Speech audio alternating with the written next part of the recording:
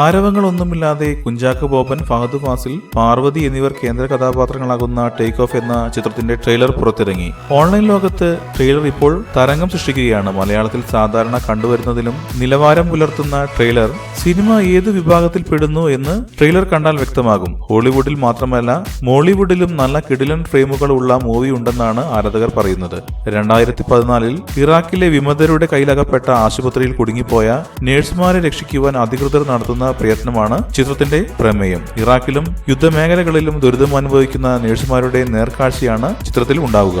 മഹേഷ് നാരായണൻ സംവിധാനം ചെയ്യുന്ന ചിത്രം നിർമ്മിക്കുന്നത് ആൻഡ്രോ ജോസഫും ഷെബിൻ ബക്കറും ചേർന്നാണ്. ചിത്രം അണിയറ പ്രവർത്തകർ സമർപ്പിച്ചിരിക്കുന്നത് രാജേഷ് പിള്ളയ്ക്കാണ്. രാജേഷ് പിള്ള ഫിലിംസ് എന്ന അദ്ദേഹത്തിന്റെ കമ്പനിക്കും ചിത്രത്തിൽ നിർമ്മാണ പങ്കാളിത്തമുണ്ട്. കൂടുതൽ സിനിമാ വാർത്തകൾക്കും വിശേഷങ്ങൾക്കും ഇപ്പോൾ തന്നെ സബ്സ്ക്രൈബ് ചെയ്യൂ മലയാളം ക്രിയേഷൻസ്.